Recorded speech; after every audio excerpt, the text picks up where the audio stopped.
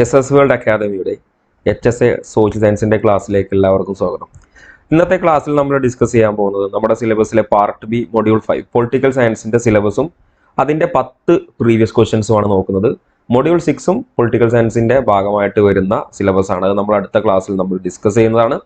Okay, അപ്പോൾ ഇതിനു മുന്നേ നമ്മൾ കുറച്ച് ക്ലാസ്സുകളൊക്കെ നമ്മൾ ഷെയർ ചെയ്തിട്ടുണ്ടായിരുന്നു. അപ്പോൾ അതിനെക്കുറിച്ചുള്ള വിവരങ്ങളൊക്കെ നമ്മുടെ ഈ ക്ലാസ്സിന്റെ താഴെയുള്ള ഡിസ്ക്രിപ്ഷൻ ബോക്സിൽ കൊടുത്തിട്ടുണ്ട്. ടെലഗ്രാം ചാനലിന്റെ ലിങ്ക്, അതുപോലെ തന്നെ നമ്മുടെ സിലബസ് അനുസരിച്ചുള്ള ക്ലാസ്സുകളുടെ ബാച്ച് സ്റ്റാർട്ട് ചെയ്തിട്ടുണ്ട്.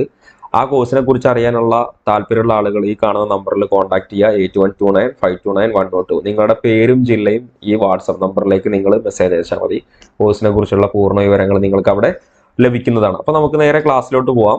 ഡിസ്കസ് ചെയ്യുന്ന പാർട്ട് ബി മൊഡ്യൂൾ 5 പൊളിറ്റിക്കൽ സയൻസിന്റെ ഭാഗമായിട്ട് വരുന്ന സിലബസിന്റെ കാര്യങ്ങളാണ് നോക്കുന്നത്. ഒന്ന് meaning, importance, approach, study of political science, major concepts in political science, state, civil society, sovereignty, political culture, political socialization, federalism, rule of law, judicial review, judicial activism, role of political parties and pressure groups, democracy, meaning and features, direct and indirect democracy, parliamentary and presidential system, Indian political system, salient features of the Indian constitution, fundamental rights and directive principle of state policy, working of union and state governments, and a brief analysis.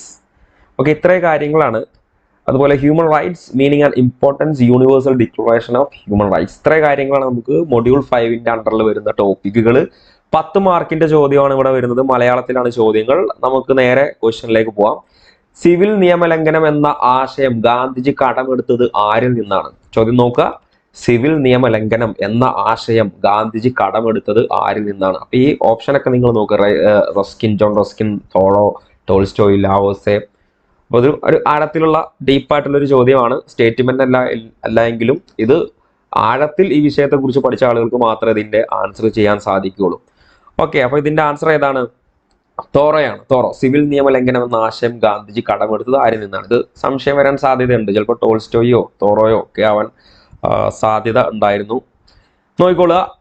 നമുക്ക് കുറച്ച് ഫാക്ട്സുകൾ മാത്രമാണ് ഇപ്പോൾ നോക്കുന്നത്. ബാക്കിയൊക്കെ നമ്മൾ സിലബസിന്റെ അണ്ടറിൽ discuss ചെയ്യുന്നതാണ്. അതിന്റെ ക്ലാസ്സുകളൊക്കെ നമ്മൾ തുടങ്ങിയിട്ടുണ്ട്. സൂചിപ്പിച്ച പോലെ കോഴ്സിൽ ജോയിൻ ചെയ്തോളുക. ടെലഗ്രാം ചാനലിന്റെ ലിങ്ക് ഇവിടെ കൊടുത്തിട്ടുണ്ട്.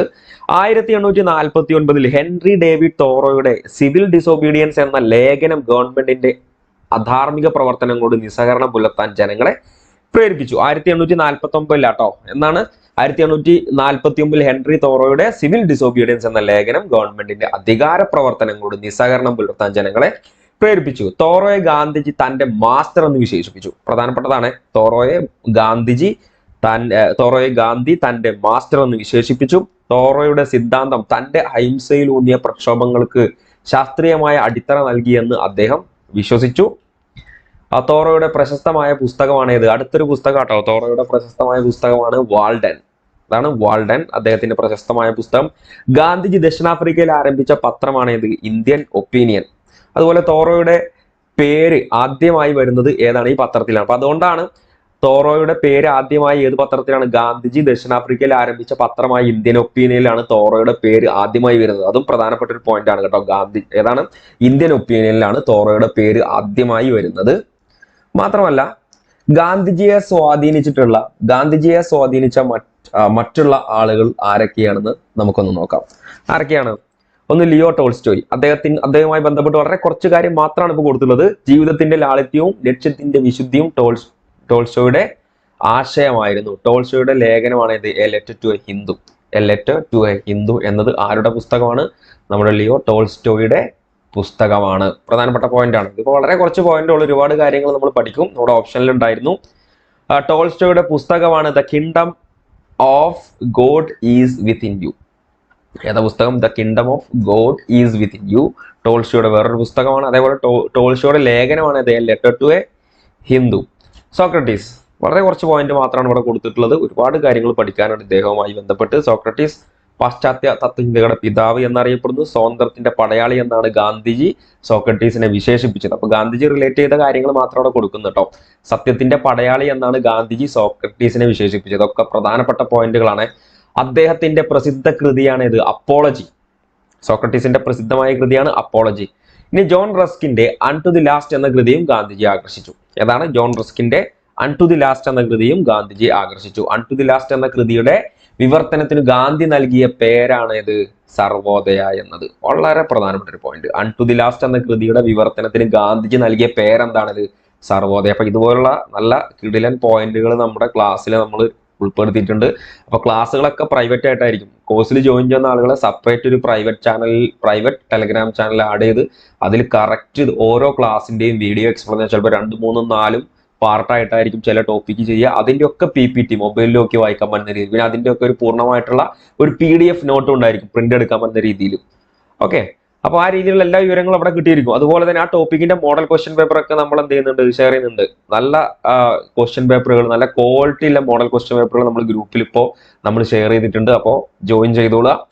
ഓക്കെ, 62ാമത്തെ ചോദ്യം, വ്യക്തിയെ സാമൂഹ്യ നിയന്ത്രണങ്ങളിൽ നിന്ന് മുക്തനാക്കുകയും പ്രകൃതി നിയമങ്ങളിലേക്ക് വിടുകയും ചെയ്യുക എന്നത് ആരുടെ ആശയമാണ്?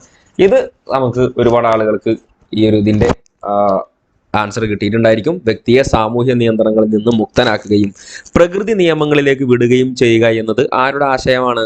റൂസോയുടെ ആശയമാണ്. സിമ്പിൾ ആയിട്ടുള്ള ഒരു ചോദ്യമായിരുന്നു. 62 കഴിഞ്ഞ ക്വസ്റ്റ്യൻ പേപ്പർ കോഡ് 020/2022.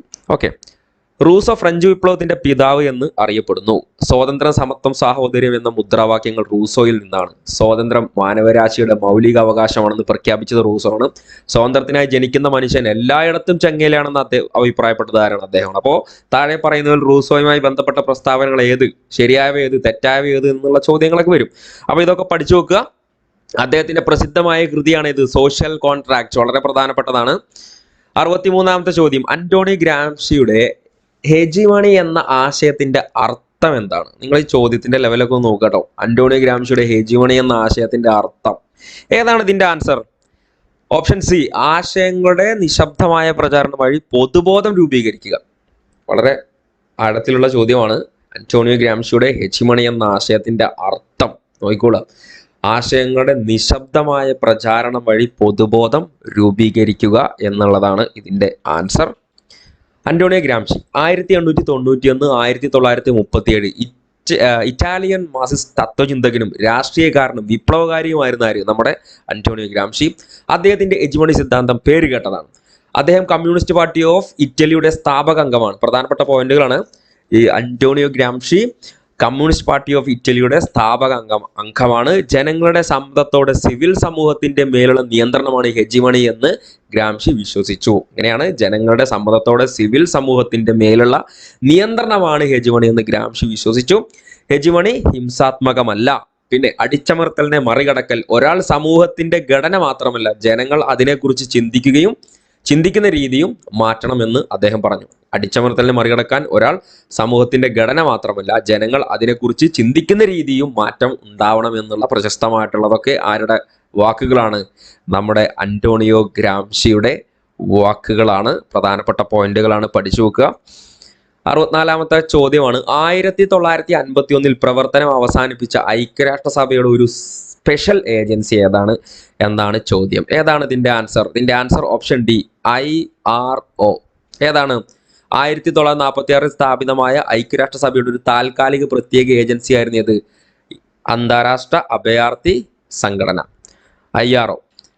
അതിന്റെ പ്രവർത്തനങ്ങൾ ഉൾപ്പെടുന്നവ ഏതൊക്കെയാണ്? 2ാം ലോക മഹായുദ്ധത്തിന് ശേഷം ഭവനരഹിതരായ യൂറോപ്യന്മാരെ പുനരധിവസിപ്പിക്കാൻ വേണ്ടിയിട്ട് കൊണ്ടുവന്നിട്ടുള്ള സംഘടനയായിരുന്നു 2ാം ലോക മഹായുദ്ധത്തിന് ശേഷം.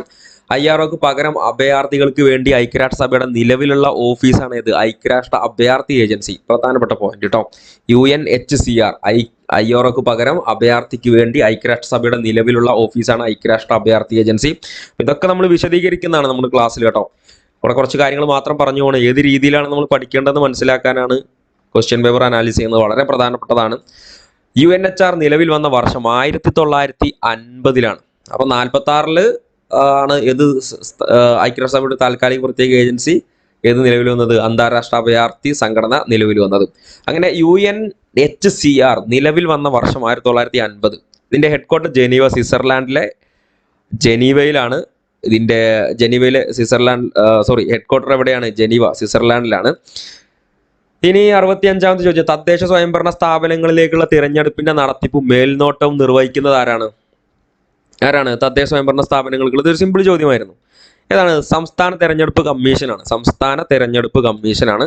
ഇനി നോക്കിക്കോളൂ, 2021 മാർച്ച് 31 7ാമത്തെ സംസ്ഥാന തെരഞ്ഞെടുപ്പ് കമ്മീഷണറായി ആര് ചുമതലയേറ്റു? ശ്രീ എ ഷാജഹാൻ ചുമതലയേറ്റു. ഇതിൽ മാറ്റങ്ങൾ എന്തെങ്കിലും ഉണ്ടായിട്ടുണ്ടോ? ഞാൻ നോക്കിയപ്പോൾ ഇത് കിട്ടിയതാണ്.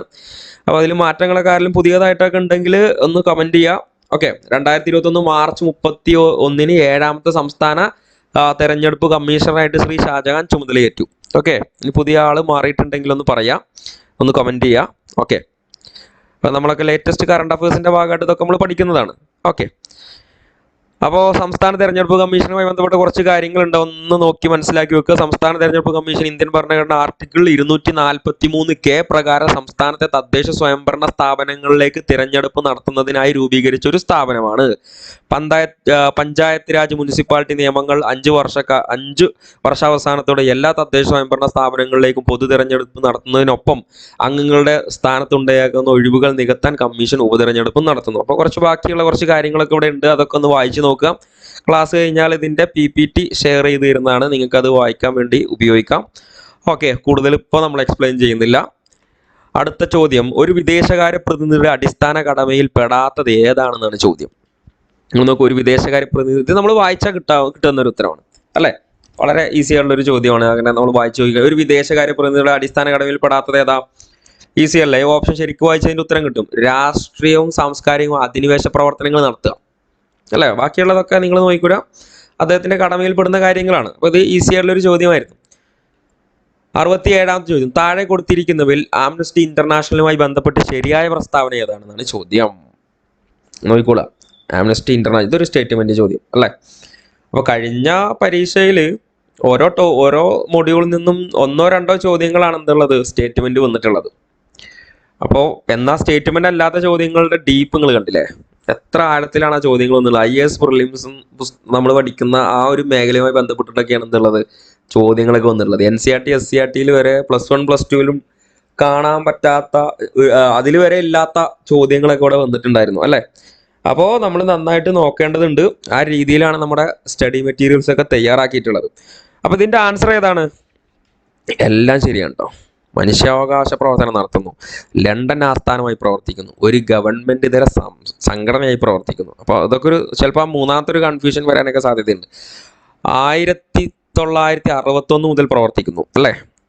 അപ്പോൾ ഓപ്ഷൻ ഡി, 1961 സ്ഥാപിതമായ ലണ്ടൻ ആസ്ഥാനമുള്ള ഒരു സർക്കാരിതര സംഘടനയാണ് ആംനസ്റ്റി ഇന്റർനാഷണൽ. അന്താരാഷ്ട്ര മനുഷ്യാവകാശ പ്രഖ്യാപനത്തിലെ അവകാശങ്ങൾ എല്ലാവർക്കും ലഭ്യമാക്കുക എന്നാണ് ഇതിന്റെ ലക്ഷ്യം. 1948 ഡിസംബർ 10 അന്താരാഷ്ട്ര മനുഷ്യാവകാശ പ്രഖ്യാപനം UN ജനറൽ അസംബ്ലി അംഗീകരിച്ചത്. പീഡനങ്ങൾക്കെതിരെ മനുഷ്യന്റെ അന്തസ്സിനുള്ള സംരക്ഷണം എന്ന ആംനസ്റ്റി ഇന്റർനാഷണലിന്റെ പദ്ധതിക്ക് 1974 നോബൽ സമ്മാന പുരസ്കാരം ലഭിച്ചിട്ടുണ്ട്. ഓക്കെ, ഇതൊക്കെ നമ്മൾ കൂടുതൽ പഠിക്കും. 1977 നോബൽ സമ്മാന പുരസ്കാരം ലഭിച്ചത് എന്തിനാണ്? പീഡനങ്ങൾക്കെതിരെ മനുഷ്യന്റെ അന്തസ്സിനുള്ള സംരക്ഷണം എന്ന ആംനസ്റ്റി ഇന്റർനാഷണലിന്റെ പദ്ധതിക്ക്. 68ാമത്തെ ചോദ്യം, സുപ്രീം കോടതിയുടെ മൗലിക പരിധി ഒറിജിനൽ ജൂറിഡിക്ഷൻ ഉദാഹരണം ഏതാണ് എന്നാണ് ചോദ്യം. സുപ്രീം കോടതിയുടെ മൗലികാധികാര പരിധി, അതിന് ഉദാഹരണം ഏതാണ്? 2 സംസ്ഥാനങ്ങൾ തമ്മിലുള്ള തർക്കങ്ങൾ ഇടപെടുക അല്ലേ. യെസ്. അപ്പൊ എന്താണ് മൗലികാധികാരം? Original jurisdiction. മൗലികാധികാരം അർത്ഥമാകുന്ന ആദ്യ സന്ദർഭത്തിൽ തന്നെ സുപ്രീം കോടതിയിലേക്ക് റഫർ ചെയ്യാവുന്ന കേസുകളോ വിഷയങ്ങളാണ്. ഇന്ത്യൻ ഭരണഘടനയുടെ ആർട്ടിക്കിൾ 131 സുപ്രീം കോടതിയുടെ മൗലികാധികാരം വിശദീകരിക്കുന്നു. കേന്ദ്ര സംസ്ഥാന സർക്കാരുകൾ തമ്മിലുള്ള തർക്കങ്ങൾ, വിവാദങ്ങൾ, വിഷയങ്ങൾ, സംസ്ഥാനങ്ങൾ തമ്മിലുള്ള തർക്കങ്ങളും ഇതിൽ വിഷയങ്ങളായിട്ട് വരും. പൗരന്മാരുടെ മൗലികാവകാശങ്ങൾ നടപ്പിലാക്കുന്നതുമായി ബന്ധപ്പെട്ട കാര്യങ്ങൾ, രാജ്യത്തിനുള്ള ക്രിമിനൽ അല്ലെങ്കിൽ സിവിൽ കേസുകൾ ഒരു ഹൈക്കോടതിയിൽ മറ്റൊന്നിലേക്ക് മാറ്റുന്നത് സംബന്ധിച്ച കാര്യങ്ങൾ, പ്രാദേശിക കോടതികളിൽ നിന്ന് ഹൈക്കോടതിയിലേക്ക് കേസുകൾ മാറ്റുന്നതുമായി സംബന്ധിച്ച കാര്യങ്ങളാണ് ഇവിടെ കൊടുത്തിട്ടുള്ളത്. 69ാമത്തെ ചോദ്യം, 6 മുതൽ 14 വയസ്സ് വരെയുള്ള എല്ലാ കുട്ടികൾക്കും നിർബന്ധിതവും സൗജന്യവുമായ വിദ്യാഭ്യാസത്തിനുള്ള അവകാശം ഏത് മൗലികാവകാശത്തിന്റെ പരിധിയിലാണ് വരുന്നത്? ഒരു സിമ്പിൾ ആയിട്ടുള്ള ചോദ്യമായിരുന്നു. സ്വാതന്ത്ര്യത്തിനുള്ള അവകാശം. നോക്കുക, ഇന്ത്യൻ ഭരണഘടനയിൽ 6 മൗലികാവകാശങ്ങളുണ്ട്. ഇതിൽ സ്വാതന്ത്ര്യത്തിനുള്ള അവകാശത്തിന് കീഴിലാണ് 6 മുതൽ 14 വയസ്സ് വരെയുള്ള കുട്ടികൾക്ക് നിർബന്ധിതവും സൗജന്യവുമായ വിദ്യാഭ്യാസത്തിനുള്ള അവകാശം. സ്വാതന്ത്ര്യത്തിനുള്ള അവകാശത്തിന് കീഴിൽ വരുന്ന അവകാശങ്ങൾ ഏതാണ്? ആർട്ടിക്കിൾ 19 6 മൗലിക സ്വാതന്ത്ര്യങ്ങളെ കുറിച്ച് പറയുന്നു. അഭിപ്രായ സ്വാതന്ത്ര്യവും ആവിഷ്കാര സ്വാതന്ത്ര്യവും, സമ്മേളന സ്വാതന്ത്ര്യം, സംഘടനാ സ്വാതന്ത്ര്യം, സഞ്ചാര സ്വാതന്ത്ര്യം, പാർപ്പിട സ്വാതന്ത്ര്യം, തൊഴിൽ, വ്യാപാരം, വ്യവസായം, അതുപോലെ തന്നെ അതിനുള്ള സ്വാതന്ത്ര്യങ്ങൾ. ആർട്ടിക്കിൾ 20 കുറ്റകൃത്യങ്ങൾക്കുള്ള അന്യായ ശിക്ഷകൾക്കെതിരെയുള്ള സംരക്ഷണം. ആർട്ടിക്കിൾ 21 ജീവനും വ്യക്തി സ്വാതന്ത്ര്യത്തിനുള്ള അവകാശം. ഇതിന് കീഴിലാണ് 86ാം ഭരണഘടനാ ഭേദഗതിയുടെ ആർട്ടിക്കിൾ 21A 6 മുതൽ 14 വയസ്സുള്ള കുട്ടികളുടെ നിർബന്ധിതവും സൗജന്യവുമായ വിദ്യാഭ്യാസം മൗലിക അവകാശമായി വരുന്നത്. ആർട്ടിക്കിൾ 22 അന്യായമായ അറസ്റ്റിനും തടങ്കലിനും എതിരായ സംരക്ഷണം. ഓക്കെ, ഇനി 70ാമത്തെ ചോദ്യമാണ്. താഴെ കൊടുത്തിരിക്കുന്നതിൽ യൂണിയൻ ലിസ്റ്റിൽ പെടാത്തത് ഏത് എന്നാണ് ചോദ്യം. ഏതാണ് ഇതിൻ്റെ ആൻസർ? ഇതിൽ വിദ്യാഭ്യാസമാണ് ഇതിൻ്റെ ആൻസർ ആയിട്ട് വരുന്നത്. ഓക്കെ, അപ്പോൾ ഇനി നോക്കുക. യൂണിയൻ ലിസ്റ്റിൽ പ്രതിരോധം, അറ്റോമിക് എനർജി, വിദേശകാര്യങ്ങൾ, യുദ്ധവും സമാധാനവും, ബാങ്കിങ്, റെയിൽവേ, പോസ്റ്റും ടെലിഗ്രാഫും, വ്യോമയാനം, തുറമുഖങ്ങൾ, വിദേശ വ്യാപാരം, കറൻസിയും നാണയവും. സ്റ്റേറ്റിൽ ഏതൊക്കെയാ? കൃഷി, പോലീസ്, ജയിൽ, തദ്ദേശഭരണം, പൊതുജനാരോഗ്യം, ഭൂമി, മദ്യം, വ്യാപാരവും വാണിജ്യവും, കന്നുകാലിയും മൃഗസംരക്ഷണവും, സംസ്ഥാന പബ്ലിക് സർവീസസ്. കൺകറന്റ് ലിസ്റ്റിൽ വിദ്യാഭ്യാസം, കൃഷിഭൂമി ഒഴികെയുള്ള സ്വത്ത് കൈമാറ്റം, വനങ്ങൾ, ട്രേഡ് യൂണിയനുകൾ, മായം ചേർക്കൽ, പിന്തുടർച്ച അവകാശങ്ങൾ. ഓക്കെ, ഇത് നന്നായിട്ട് പഠിച്ചു വെക്കേണ്ട ഒരു ടേബിളാണ്. യെസ്, അപ്പോൾ ഇത്രയും കാര്യങ്ങളാണ് നമുക്ക് ഇന്നത്തെ ക്ലാസ്സിൽ ഡിസ്കസ് ചെയ്തിട്ടുള്ളത്. അപ്പോൾ ഇനി അടുത്ത ക്ലാസ്സിൽ പാർട്ട് ബി മൊഡ്യൂൾ 6 പൊളിറ്റിക്കൽ സയൻസിൻ്റെ ഭാഗമായിട്ട് വരുന്ന അതിൻ്റെ സിലബസും അതിൻ്റെ 10 ചോദ്യങ്ങളും നമ്മൾ ഡിസ്കസ് ചെയ്യുന്നതാണ്. അപ്പോൾ നമ്മുടെ കോഴ്സിൽ ജോയിൻ ചെയ്യാൻ താല്പര്യമുള്ള ആളുകൾ താഴെ കാണുന്ന നമ്പറിൽ കോൺടാക്ട് ചെയ്യുക. ഡിസ്ക്രിപ്ഷൻ ബോക്സിൽ നമ്മുടെ ടെലഗ്രാം ചാനൽ ലിങ്ക് കൊടുത്തിട്ടുണ്ട്. കഴിഞ്ഞ ക്ലാസ്സുകളുടെ വിവരങ്ങളൊക്കെ ഡിസ്ക്രിപ്ഷനിലുണ്ട്. അപ്പോൾ ക്ലാസ് കാണാത്ത ആളുകൾക്ക് അതൊക്കെ അവിടെ കിട്ടുന്നതാണ്. കോഴ്സിനെ കുറിച്ചുള്ള വിവരങ്ങൾക്ക് നമ്പറിൽ കോൺടാക്ട് ചെയ്യുക. Okay, thank you.